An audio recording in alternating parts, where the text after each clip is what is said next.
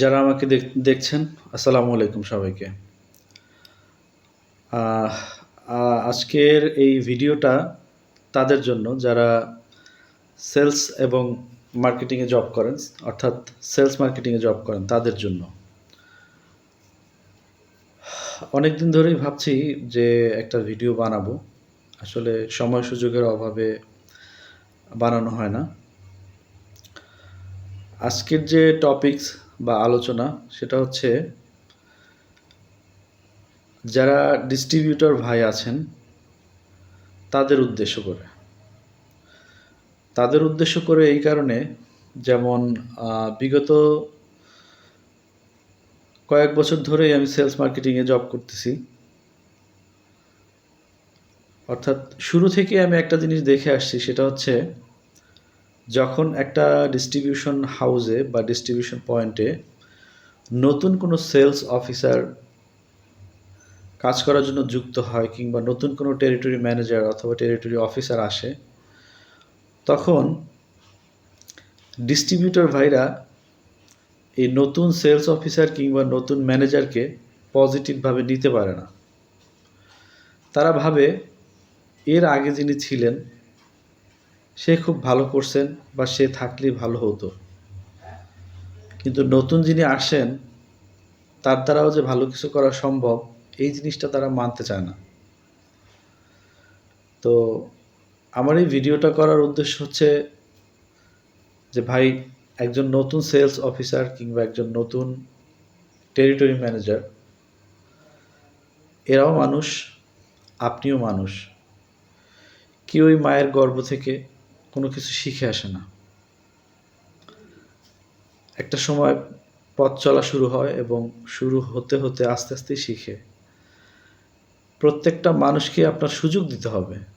যখন একটা নতুন সেলস অফিসার আসে, তিনি নতুন একটা জায়গায় কাজের জন্য যুক্ত হন, ওই মার্কেটটা তার জন্য টোটালি নতুন, প্রত্যেকটা দোকানদার নতুন। তাকে সময় দিতে হবে, মার্কেট চিনতে সময় দিতে হবে, দোকানদার চিনতে সময় দিতে হবে, দোকানদারের সাথে পরিচয় হইতে সময় দিতে হবে। এই সময়গুলো যদি না দেন, তাহলে তো উনি আপনাকে ফিডব্যাকটা দিতে পারবে না। এখন আপনি যদি মনে করেন যে আপনার আগের সেলস অফিসারই ভালো ছিল, সে আপনাকে ভালো বিজনেস দিতে পারত, নতুন কেন দিছে কোম্পানি, এ হয়তো আপনাকে বিজনেস ভালো দিতে পারবে না, আপনার এই ধারণাটা সম্পূর্ণ ভুল। আপনি তাকে সুযোগ দিয়ে দেখেন। এখন সুযোগ না দিয়ে যদি প্রথম অবস্থায় আপনি তার কাছ থেকে সেই পুরাতন সেলস অফিসারের মতো ফিডব্যাক চান, তাহলে তো সেটা সম্ভব না। একজন সেলস অফিসার বলেন, একজন টেরিটরি ম্যানেজার বা টেরিটরি অফিসার বলেন, অনেক স্বপ্ন নিয়ে কিন্তু এই সেলসের জবে আসে। তো এই প্রথম ধাক্কাটা কিন্তু তারা খায় আপনাদের এই ডিস্ট্রিবিউটরদের কাছে। আপনারা কি করেন, নতুন একজন সেলস অফিসার আসলে তাকে কোনো সহযোগিতা তো করেনই না। এটা আবার সবাই না, অনেকে আর কি, অনেক ডিস্ট্রিবিউটর কোনো সহযোগিতা তো করেনই না, বরং মানে তার প্রত্যেকটা জিনিস নেগেটিভলি দেখেন, এবং সে যাতে নেগেটিভ হয় তার সাথে সেরকম নেগেটিভ আচরণ করা হয়।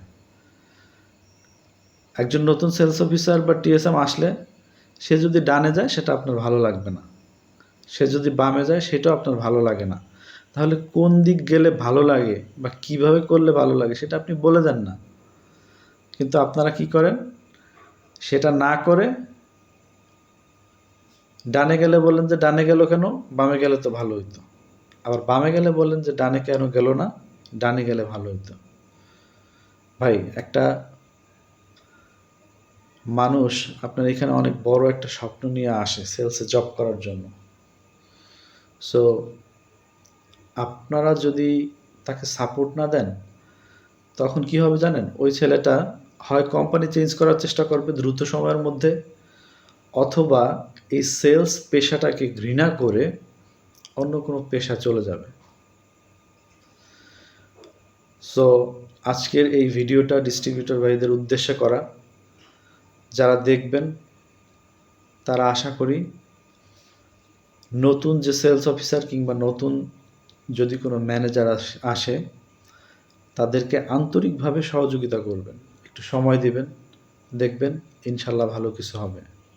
ধন্যবাদ সবাইকে। আসসালামু আলাইকুম।